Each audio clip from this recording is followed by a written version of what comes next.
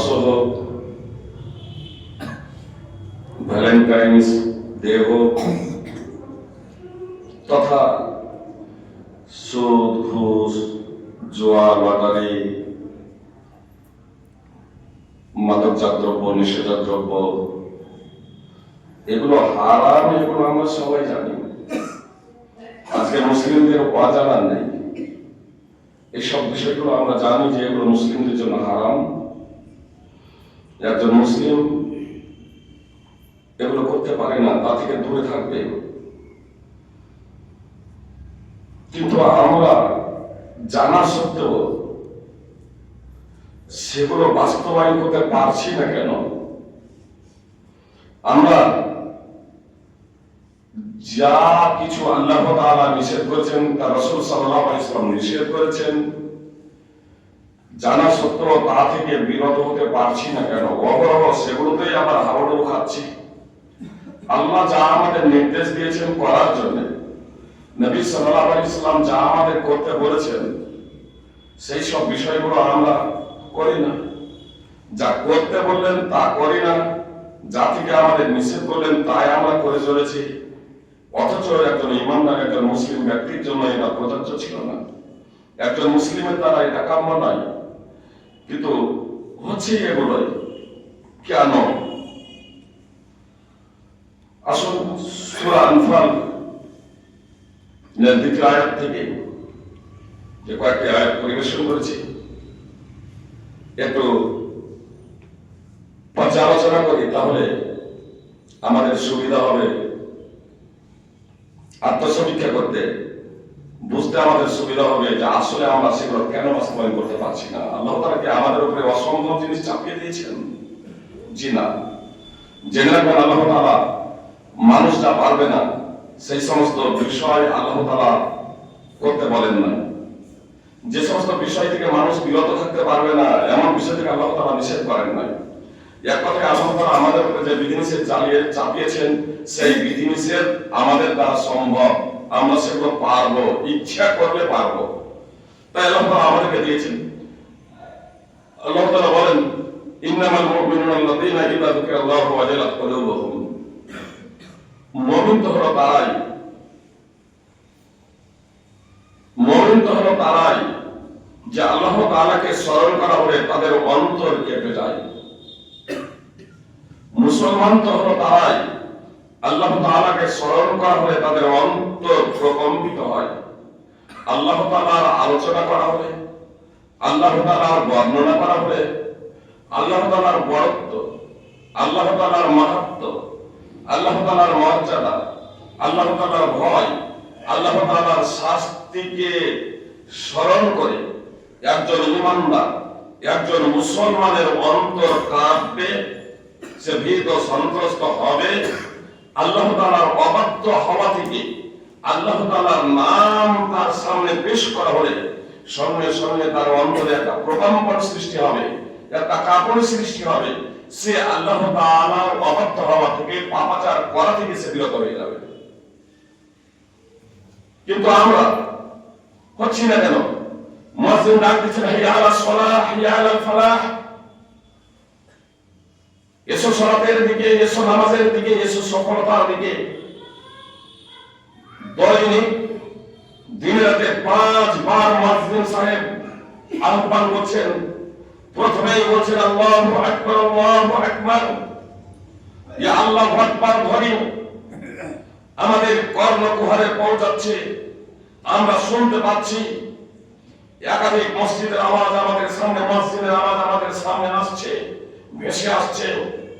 সালাতের দিকে, নামাজের দিকে ডাকছেন, সফলতার দিকে ডাকছেন। তারপরে আমরা সাড়া দিচ্ছি না কেন? আমাদের অন্তর কাঁপে না কেন?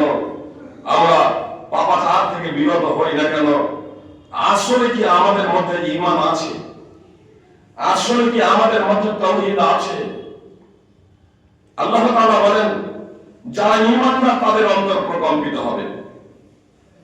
যাদের ঈমানদার, আমার আপনার অন্তর যদি আল্লাহ তাআলার নাম শুনে, আল্লাহ তাআলার বাণী শুনে, আল্লাহ তাআলার কথা শুনে, আমার এবং আপনার অন্তরে বিন্দু মাত্র প্রতিক্রিয়া সৃষ্টি না হয়, বিন্দু মাত্র ভয় তৈরি না হয়, তাহলে জেনে রাখবেন আমার আপনার অন্তরটা পাথর হয়ে আছে, আমার এবং আপনার অন্তরটা তাওহীদ সুন্নাহ এবং ঈমান শূন্য অবস্থায় আছে।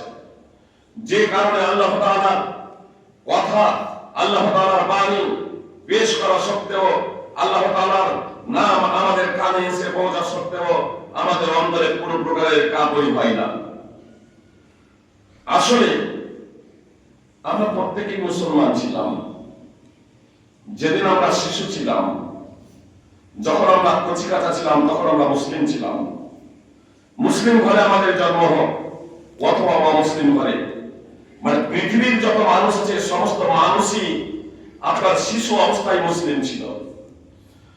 আর এজন্যই যদি শিশু অবস্থায় যদি আমরা মারা যেতাম, পৃথিবীর মানুষ ইহুদি খ্রিস্টান কনভিল চামার মুশরিকদের ঘরে জন্মগ্রহণ করেও কেউ যদি শিশু অবস্থায় মৃত্যুবরণ করত তাহলে জান্নাতে যেত। সাহাবা বিন জুবাইর রাদিয়াল্লাহু তাআলা আনহু সূত্রে বর্ণিত হাদিস, খুব হাদিসটা বড় দীর্ঘায়িত আছে, লম্বা হাদিস। আমি শুধু একটা পয়েন্টকে আপনাদের সামনে উল্লেখ করব।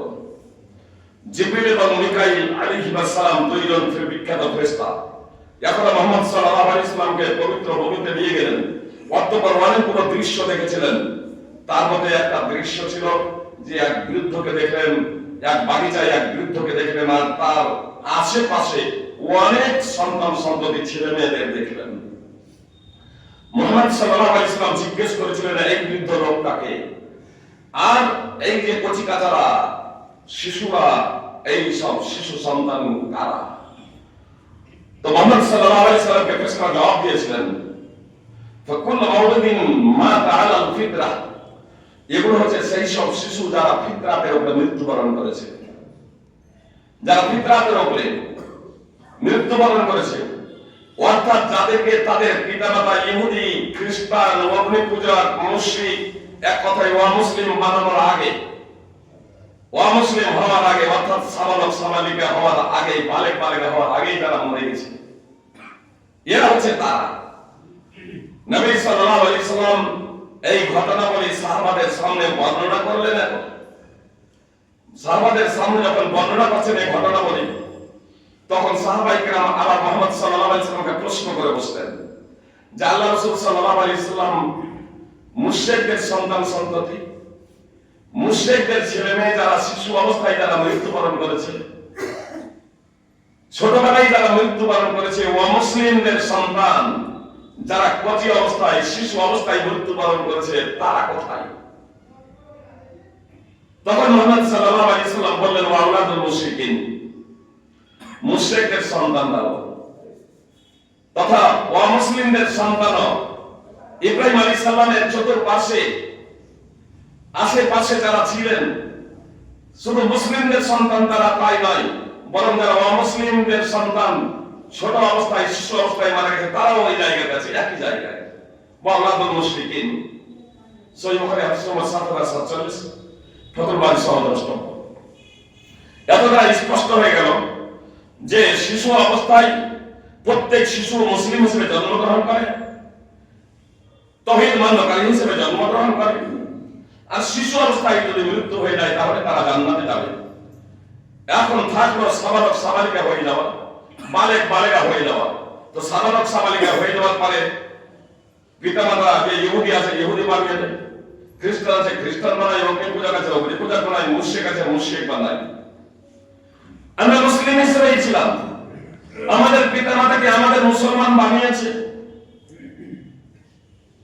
আমাদের পিতামাতাকে মুসলমান বানিয়েছে।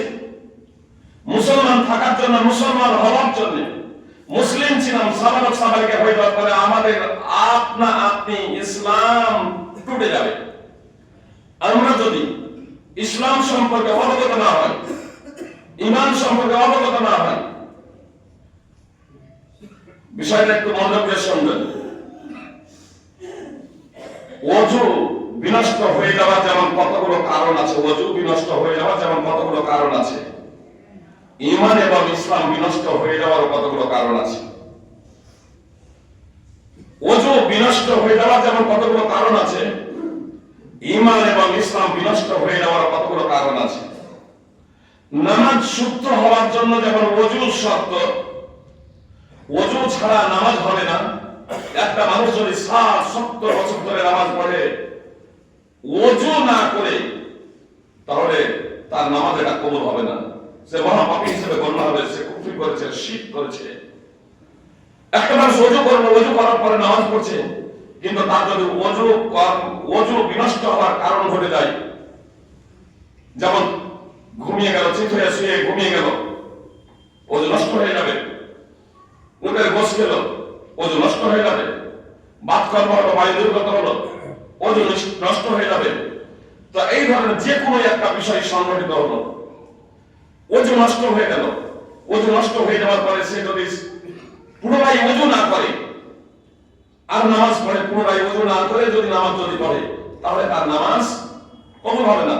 এই বিষয়গুলো আমরা খুব সহজেই বলা যেতে পারে। আমরা প্রায় প্রত্যেক মুসলমান যারা অন্তত পক্ষে 5 ওয়াক্তের নামাজ পড়ি, তারা জানি যে এটা হচ্ছে ওযু নষ্টের কারণ। যদি ওযু নষ্টের কারণ সংঘটিত হয়ে যায়, যতক্ষণ না ওযু করবেন ততক্ষণ পর্যন্ত নামাজ শুদ্ধ হবে না। অনুরূপ ভাবে যত আমল আছে, নেক আমল, নামাজ, রোজা, হজ, যাকাত, দান, খয়রাত, যত প্রকারের আমল আছে, সমস্ত আমল শুদ্ধ হওয়ার জন্য শর্ত হলো ঈমান। কোন ব্যক্তি যদি ঈমানদার না হয়, কোন ব্যক্তির অন্তরে যদি ঈমান না থাকে, কোন ব্যক্তির অন্তরে যদি তাওহীদ না থাকে বিন্দু মাত্র, তাহলে সেই ব্যক্তি নামাজ, রোজা, হজ, যাকাত, দান, খয়রাত যতই করুক না কেন, তার কোনো কিছুই আল্লাহ তাআলার দরবারে গৃহীত হবে না। তার কারণ সে ঈমান শূন্য অবস্থায় করেছে। ঈমান শূন্য অবস্থায় করেছে, এই জন্য ঈমান অন্যতম শর্ত। মুশরিকরা আল্লাহ আল্লাহ বলতে করে, আল্লাহ আল্লাহ তাদের কোনো উপকারে আসবে না। আল্লাহ আল্লাহ বলাটা তাদের উপকারে আসবে না। আব্দুল্লাহ বিন মুনাফিক তথা মুনাফিকদের দলেরা, তারাও মাঝে মাঝে নামাজ পড়তো, কিন্তু তাদের এই নামাজ পড়াটা কোনো উপকারে আসবে না। তারা সাক্ষ্য দিত যে মুহাম্মদ সাল্লাল্লাহু আলাইহি ওয়াসাল্লাম আল্লাহর রাসূল। আল্লাহ তাআলা পবিত্র কোরআনে স্পষ্টভাবে বলেছেন, ইযা জাকাল মুনাফিকুনা ক্বালু নাশহাদু ইন্নাকা লারাসূলুল্লাহ ওয়াল্লাহু ইয়া'লামু ইন্নাকা লারাসূলুহু ওয়াল্লাহু ইয়াশহাদু ইন্নাল মুনাফিকিনা লাকাযিবুন। সূরা মুনাফিকুনের প্রথম নম্বর আয়াত, সূরা মুনাফিকুন 63 নম্বর সূরা 1 নম্বর আয়াত। আল্লাহ তাআলা বলেন মুহাম্মদ সাল্লাল্লাহু আলাইহি ওয়াসাল্লামকে, যখন মুনাফিকরা তোমার কাছে আসে, তখন তারা বলে, আমরা সাক্ষ্য দিচ্ছি নিশ্চয় আপনি আল্লাহর রাসূল। কত দৃঢ়তার সহিত, কত দৃঢ়তার সহিত এই বাক্যটা বলছে, আমরা সাক্ষ্য দিচ্ছি নিশ্চয় আপনি হলেন আল্লাহর রাসূল। মুনাফিকরা এই কথা বলছে।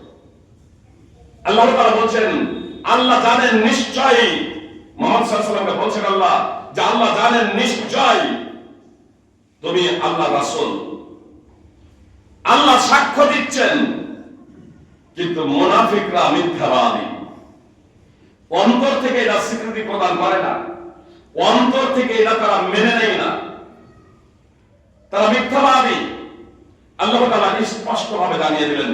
তো এই মুনাফিকরাও কিছু ভালো কাজ করত, এমনকি নামাজও তারা পড়তো, নামাজও পড়তো। 5 ওয়াক্তের বেনামাজি ছিল না, এরপরে 5 ওয়াক্তেরই নামাজ পড়তো এমনটি না, তবে 5 ওয়াক্তের বেনামাজিও ছিল না। আপনার যখন আসর মাগরিবের নামাজ তারা পড়তো, মুয়াজ্জিন ডাক দিয়েছে হাইয়া আলাস সালাহ, হাইয়া আলাল ফালাহ, তারা তখন আর বাড়িতে বসে থাকেনি, মসজিদে এসেছে, তার কারণ মুয়াজ্জিন ডাক দিয়েছে। তারপরে আল্লাহ তাআলা সেই সমস্ত ব্যক্তিরা যারা 5 ওয়াক্তের নামাজ আদায় তারা করতো না, যারা অন্তর থেকে মুহাম্মদ সাল্লাল্লাহু আলাইহি ওয়াসাল্লামকে রাসূল হিসেবে মেনে নেয়নি, সেই সমস্ত ব্যক্তিদের প্রসঙ্গে আল্লাহ তাআলা বলে দিলেন যে এরা হচ্ছে মুনাফিক, এরা হচ্ছে মিথ্যাবাদী, এরা হচ্ছে মিথ্যাবাদী। সুপ্রিয় ভাতৃবৃন্দ, কথা একটু মনোযোগ দিয়ে শুনবেন। তার কারণ আমি আপনাদের উদাহরণ দিয়েছি যে ওযু বিনষ্ট হয়ে যাওয়ার যেমন কতগুলো কারণ আছে, ঈমান এবং ইসলাম বিনষ্ট হয়ে যাওয়ার কতগুলো কারণ আছে। আর যে কারণগুলো আমি কথা বলছি, আপনার 10টি বড় বড় বিষয় রয়েছে, কারণ রয়েছে ঈমান এবং ইসলাম বিনষ্টকারী বিষয়।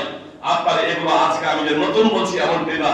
উলামায়ে কেরাম, মুহাদ্দিসিনে ইজম, ফুকাহায়ে কেরাম, আপনার কোরআন এবং হাদিসের যারা স্কলার, যারা মহাপণ্ডিত কোরআন এবং হাদিসের, তারা সকলেই এই বিষয়ে খুব পোষণ করেছেন যে ঈমান এবং ইসলাম বিনষ্ট হয়ে যায় 10টি কারণে। সেই 10টি কারণ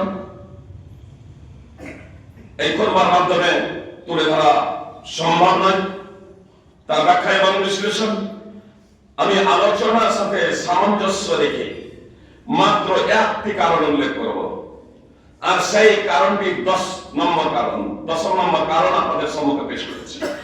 আল ইরাদ আন দীনিল্লাহ, আল ইরাদ আন দীনিল্লাহ অর্থাৎ আল ইরাদ আনিল উসুলিস সালাসা, দিন থেকে বিমুখ হয়ে যাওয়া, দিন থেকে ফিরিয়ে নেওয়া, অর্থাৎ দিনের যে মৌলিক তিনটি বিষয় রয়েছে, দিনের যে মৌলিক তিনটি বিষয় রয়েছে, এই দিনের তিনটি মৌলিক বিষয় সম্পর্কে না জানা, জেনে সেই অনুযায়ী স্বীকৃতি প্রদান না করা, দিনের মৌলিক তিনটি বিষয় সম্পর্কে জ্ঞানার্জন না করা, জ্ঞানার্জন করে সেই অনুযায়ী জীবন পরিচালনা না করা।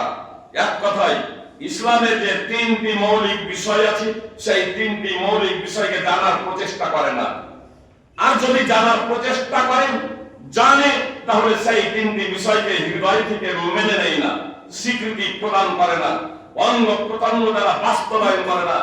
এই তিনটি মৌলিক ইসলামের যে বিষয় আছে, এই তিনটি বিষয় সম্পর্কে কেউ যদি অবগত না হয়, তাহলে আপনি সে ইসলাম থেকে বের হয়ে যাবে, সে ধর্মচ্যুত হয়ে যাবে, সে মুরতাদ হয়ে যাবে। এমন বিষয়, এই বিষয়টি এমন একটা বিষয় যে আপনি ইসলাম থেকে বের হয়ে যাবেন। সুপ্রিয় ভাতৃবৃন্দ, তাহলে ইসলামের তিনটি মৌলিক বিষয় কি? এক নম্বর, মারিফাতুর রব, রব প্রসঙ্গে, আল্লাহ তাআলা প্রসঙ্গে জানা, আল্লাহকে, তার পরিচিতি কি, তার গুণাবলী কি, এই প্রসঙ্গে জ্ঞানার্জন করা যায়। আল্লাহকে এই প্রসঙ্গে জ্ঞানার্জন করা। লাইব্রেরি আছে, আমি জানি এখানে কিতাবুত তাওহীদ মুহাম্মদ বিন আব্দুল ওয়াহাবের বিখ্যাত বই, আপনারা অধ্যয়ন করবেন। সালেহ আল ফাওজানের বিখ্যাত বই বাংলাতে হয়ে গেছে। আব্দুল হামিদ মাদানী হাফিজাহুল্লাহ, তার একটি বই রয়েছে কিতাবুত তাওহীদ প্রসঙ্গে, এই বইগুলো আপনারা অধ্যয়ন করবেন। আল্লাহ তাআলা কে, তার পরিচয় সম্পর্কে অবগত হতে পারবেন। পবিত্র কোরআন বিভিন্ন ভাষায় ট্রান্সলেট হয়ে গেছে, ব্যাখ্যা বিশ্লেষণ হয়ে গেছে। বিশেষ করে আয়াতুল কুরসি এবং সূরা ইখলাস আপনারা অধ্যয়ন করবেন। আল্লাহকে কিছুটা তার পরিচয় পেয়ে যাবেন। অবশ্য বিস্তারিত ব্যাখ্যা সহ যদি পরিচয় যদি দেখতে হয়, তাহলে ইমাম ইবনে তাইমিয়া রাহিমাহুল্লাহর বিখ্যাত বই আপনার আল আকিদাতুল ওয়াসিতিয়া, এই বইকে আপনারা অধ্যয়ন করবেন। মুহাম্মদ বিন আব্দুল ওয়াহাব রাহিমাহুল্লাহর কিতাবুত তাওহীদ এবং সালেহ আল ফাওজান হাফিজাহুল্লাহ কিতাবুত তাওহীদ তথা আব্দুল হামিদ মাদানী আর অন্যান্য লেখকের বই আছে কিতাবুত তাওহীদ প্রসঙ্গে, এই বইগুলো আপনারা অধ্যয়ন করবেন। এই বইগুলোর মাধ্যমে আপনারা ইনশাআল্লাহ এই বিষয়গুলো আপনারা অবগত হয়ে যাবেন। তাহলে আপনাদের বলছিলাম, এক নম্বর বিষয় হচ্ছে আল্লাহকে, তার পরিচয় কি, এই প্রসঙ্গে আমাদের অবগত হওয়া। নম্বর দুই, মারিফাতুদ দ্বীন, দ্বীনটা কি, ইসলাম, এই ইসলাম দ্বীনটা কি, আল্লাহ তাআলা প্রদত্ত জীবন ব্যবস্থা, এই ইসলাম কি, এই প্রসঙ্গে আমাকে আপনাকে জানা। ইসলাম কি, কেন আল্লাহ তাআলা প্রেরণ করেছেন, ইসলাম ধর্মের প্রবর্তককে কে পাঠিয়েছেন, ইসলাম ধর্ম স্বয়ং আল্লাহ তাআলা ইসলাম ধর্ম তথা জীবন ব্যবস্থা প্রেরণ করেছেন। ইসলাম মুহাম্মদ সাল্লাল্লাহু আলাইহি ওয়াসাল্লামের আগেও ছিল। পৃথিবীতে যত নবী রাসূল এসেছিলেন সকলেই মুসলিম ছিলেন, ইসলামের প্রচার এবং পাবলিশিং করেছেন। আপনাকে এই ইসলাম ধর্মের মৌলিক বিষয়টা আপনাকে জানতেই হবে, ইসলাম কি। এবং মারিফাতুর রব তৃতীয়, তিনটি মৌলিক বিষয়ের মধ্যে তৃতীয় মৌলিক বিষয় হলো মুহাম্মদ সাল্লাল্লাহু আলাইহি ওয়াসাল্লাম কে, কেন এসেছিলেন মুহাম্মদ সাল্লাল্লাহু আলাইহি ওয়াসাল্লাম, আল্লাহ তাআলা তাকে কেন প্রেরণ করেছিলেন, মুহাম্মদ সাল্লাল্লাহু আলাইহি ওয়াসাল্লামকে আল্লাহ তাআলা কি দিয়ে প্রেরণ করেছিলেন, মুহাম্মদ সাল্লাল্লাহু আলাইহি ওয়াসাল্লাম আমাদেরকে কি দিয়েছেন, এই প্রসঙ্গে আমাদেরকে সঠিকভাবে জানা যে মুহাম্মদ সাল্লাল্লাহু আলাইহি ওয়াসাল্লামকে, আল্লাহকে, দ্বীন কি, ইসলাম কি এবং মুহাম্মদ সাল্লাল্লাহু আলাইহি ওয়াসাল্লাম কি, এই তিনটি বিষয় সম্পর্কে যদি আমাদের জ্ঞান না থাকে, এই তিনটি বিষয় সম্পর্কে যদি আমরা জ্ঞানার্জন না করি, এই তিনটি বিষয় সম্পর্কে আমরা যদি বিদ্যার্জন না করি, এই তিনটি বিষয় সম্পর্কে যদি আমাদের জানা না থাকে, যেদিন আমরা সাবালক সাবালিকা হয়ে যাব, সেদিনই আমরা ধর্মচ্যুত হয়ে যাব, মুসলমান হয়ে যাব। তারপরে আমরা যতই নিজেদেরকে মুসলিম দাবি করি না কেন, যতক্ষণ পর্যন্ত এই তিনটি বিষয় সম্পর্কে জ্ঞানার্জন না করব, ততক্ষণ পর্যন্ত মুসলিম হতে পারবো না। আমরা হয়তো প্রথাগতভাবে নামাজ পড়ি, রোজাও রাখি, দান খয়রাত করি, কিন্তু আমাদের মায়েরা, আমরা বাবারা অনেকে এই তিনটি বিষয় সম্পর্কে অবগত নয়, যে কারণে আমরা আমাদের ছেলে মেয়েদেরকে এই তিনটি বিষয় আমরা শিক্ষা দিতে পারি না। আর যে কারণে প্রথাগত ভাবে মুসলমান হলেও যখন আল্লাহর বাণী আমাদের কানে এসে পৌঁছায়, আল্লাহ তাআলার কথা যখন আমাদের কর্ণকুহরে প্রবেশ করে, তখন আমাদের অন্তরে কোন প্রকারের প্রতিক্রিয়া সৃষ্টি হয় না। আল্লাহ তাআলার ভয় ভীতির কথা শোনার পরেও আমরা ভীত সন্ত্রস্ত হই না। তার কারণে আল্লাহ তাআলাকে এটাই তো আমরা জানি না। আল্লাহ তাআলার গুণাবলী সম্পর্কে তো আমরা অবগত নই, আল্লাহ তাআলার মহত্ব সম্পর্কে আমরা অবগত নই, আল্লাহ তাআলার বরকত সম্পর্কে আমরা অবগত নই।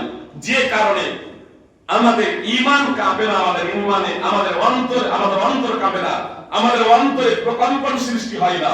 অথচ আল্লাহ তাআলা কি বললেন? ইন্নামাল মুমিনুনা আল্লাযীনা ইযা যুকিরাল্লাহু ওয়াজিলাত কুলুবুহুম।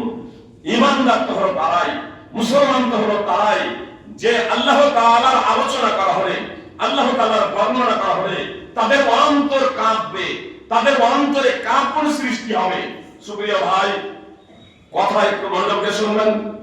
কেউ প্রশ্ন করতে পারেন যে ভাই সাহেব, হয়তো যার অন্তর কাঁপে তিনি হচ্ছেন খাঁটি মুসলমান, তিনি পাক্কা মুসলমান, আর আমরা তো আসলে দুর্বল ইমানের মানুষ, আমরা দুর্বল মুসলমান, এজন্য হয়তো আমাদের অন্তরটা কাঁপে না, এজন্য হয়তো অন্তরটা কাঁপে না।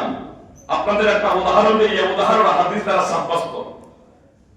যে উদাহরণ দিচ্ছি, একবার দুর্বল ইমানের ব্যক্তি, একবার অত্যন্ত কাঁচা মুসলমান।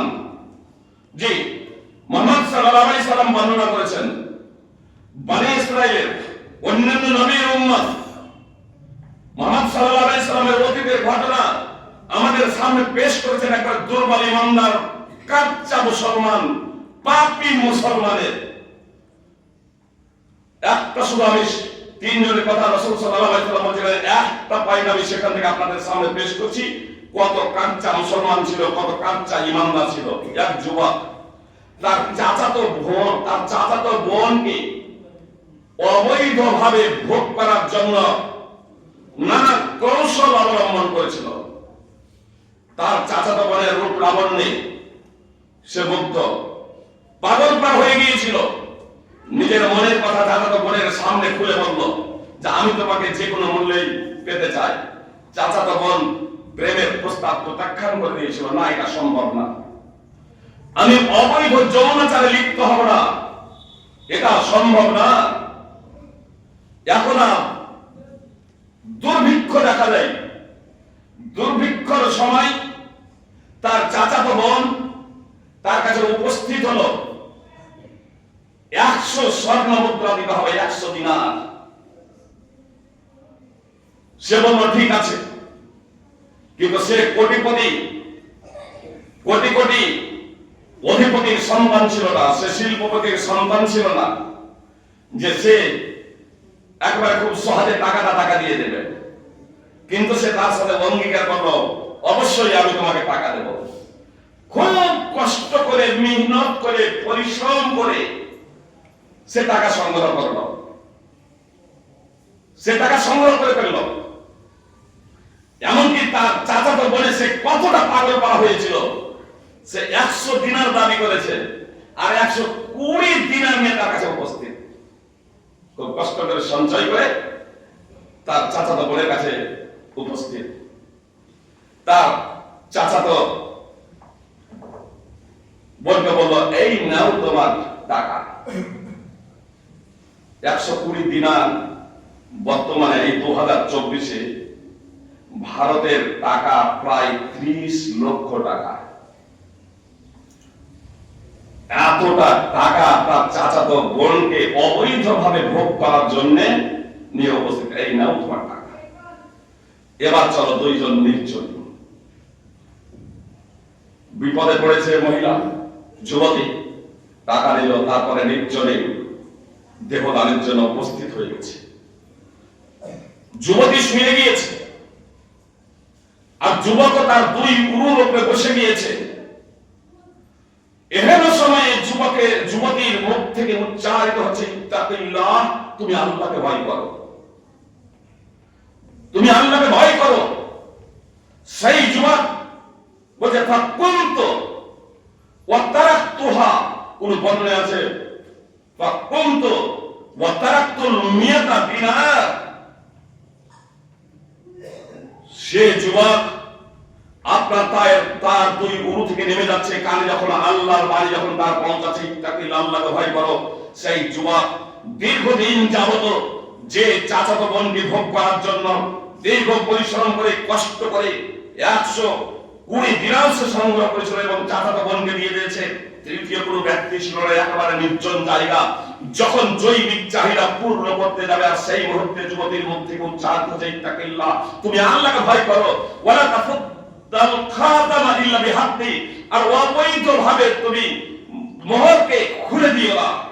এই কথা যখন অর্থাৎ অবৈধভাবে তুমি আমাকে ভোগ করো না, এই কথা যখন বলছে, তখন সেই যুবক কিন্তু আর এই কথা বলে না যে আমি যে তোমাকে 30 লক্ষ টাকা দিয়েছি এই সময়ের জন্য, তো এই সুযোগের জন্য, তো এই কথা যুবক বলে না।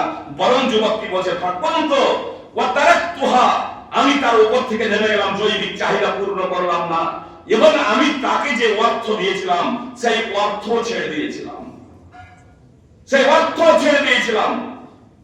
সহিহ বুখারী হাদিস নম্বর 2215, 2272 এবং 3465, সহিহ মুসলিম হাদিস নম্বর 2743। সুপ্রিয় ভাতৃবৃন্দ, বলুন যে এই যে যুবক দীর্ঘদিন যাবত অবৈধভাবে আপন চাচাতো বোনকে ভোগ করার জন্য কামনা বাসনা নিজের হৃদয়ে পুষে রেখেছিল, তারপর কথা অনুযায়ী আবার 120 দিনার তথা প্রায় 30 লক্ষ টাকা সংগ্রহ করে দীর্ঘদিন যাবত সংগ্রহ করেছে, আর তারপরে তাকে দিয়ে যখন ভোগ করার সময় পূর্ণ চলে এসেছে, পূর্ণ নাগালের মধ্যে, পূর্ণ তার নিয়ন্ত্রণের মধ্যে, নির্জন জায়গায় তৃতীয় কোনো সেখানে ব্যক্তি নেই, যখন তার উপরে উঠেও বসেছে যৌন চাহিদা পূর্ণ করার জন্য, সেক্স পূর্ণ করার জন্য, আর সেই মুহূর্তে যখন সেই যুবতীর মুখ থেকে এই ভাষা উচ্চারণ করছে ইত্তাকিল্লাহ, তুমি ভয় করো আল্লাহকে, তখন সেই যুবক আর তাকে ভোগ না করে, যৌন চাহিদা পূর্ণ না করে, জৈবিক চাহিদা পূর্ণ না করে সঙ্গে সঙ্গে নেমে যাচ্ছে, আর 30 লক্ষ টাকাও ছেড়ে দিচ্ছে। যে দিনার দিয়েছিল 120 দিনার, সেই দিনারও ছেড়ে দিচ্ছে। সুপ্রিয় ভাতৃবৃন্দ, এক বিপদে যখন পড়ে, তখন সেই বিপদের সময় এই কথা স্মরণ করে আল্লাহর কাছে প্রার্থনা করেছিল। সেই ঘটনাটা সেই ঘটনা হচ্ছে যে 3 জন একদা সফরে বের হয়েছিল, বৃষ্টির কবলে পড়লে পাহাড়ের এক গুহায় তারা আশ্রয় নিয়েছিল, আর একটা পাথর গড়িয়ে এসে সেই পাহাড়ের গুহার মুখে লেগে গিয়েছিল। তখন তারা বের হতে পারছিল না। আপন আপন কৃত কর্ম অতীতে যে তারা ভালো কর্ম করেছে, সেই কর্মের দোহাই দিয়ে আল্লাহর কাছে প্রার্থনা করেছিল। তার মধ্যে এই ছিল এক ব্যক্তি, সে বলল যে আল্লাহ, ওই অবস্থায় আমি আমার চাচাতো বোনকে সবথেকে ভালোবাসতাম। স্বামী স্ত্রী যেভাবে ভালোবাসে, পুরুষ নারীরা যেভাবে ভালোবাসে একে অপরকে, আপনার স্বামী যেভাবে স্ত্রীকে ভালোবাসে, তার থেকেও আমি ভালোবাসতাম আমার চাচাতো বোনকে। পূর্ণ নাগালের মধ্যে পেয়েছিলাম, কিন্তু সে যখন তোমার কথা বলেছিল আল্লাহকে ভয় করো, একমাত্র তোমার সন্তুষ্টির জন্য সেই পাপাচার করা থেকে আমি বিরত হয়ে গিয়েছিলাম। আল্লাহ তুমি জানো, এটা যদি একমাত্র তোমার সন্তুষ্টির জন্য হয়ে থাকে, তাহলে পাথরকে সরিয়ে দাও। 1/3 পাথর সরে গিয়েছিল। এইভাবে 3 জনের অন্তম দিয়ে পুরো পাথর সরে গিয়েছিল, তারা মুক্তি পেয়েছিল। মুহাম্মদ সাল্লাল্লাহু আলাইহি ওয়াসাল্লামের কথা বর্ণনা করেছেন বিশুদ্ধ হাদিস দ্বারা প্রমাণিত। আমার বলার লক্ষ্য এবং উদ্দেশ্য হলো এই ঘটনা, যে এ তো কাঁচা ইমানদার, এ তো দুর্বল ইমানদার, অত্যন্ত দুর্বল ইমানদার।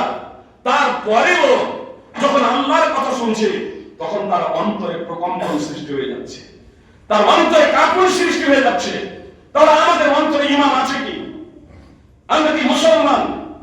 যেখানে বলা হচ্ছে সুদ হারাম, যেখানে বলা হচ্ছে বড় দিবস পালন করা এটা হারাম, নববর্ষ পালন করা হারাম, যেখানে বলা হচ্ছে নিষেধাজ্ঞা দ্রব্য সেবন করা হারাম, আমরা জানি যে নানা ছেলে কুফর এবং শিরক মসজিদ দৈনিক ডাক দিচ্ছে হাইয়া আলাস সালাহ হাইয়া আলাল ফালাহ, আমাদের কানে আওয়াজ আসছে মসজিদ ডাক দিচ্ছে হাইয়া আলাস, আল্লাহু আকবার আল্লাহু আকবার।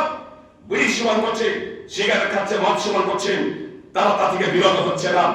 আযান কানে পৌঁছাচ্ছে, আল্লাহ মসজিদের দিকে ধাবিত আমরা হচ্ছি না।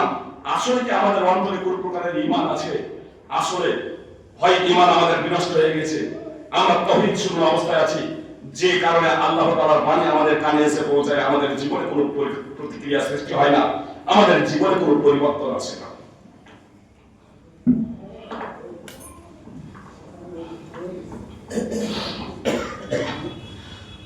আলহামদুলিল্লাহ।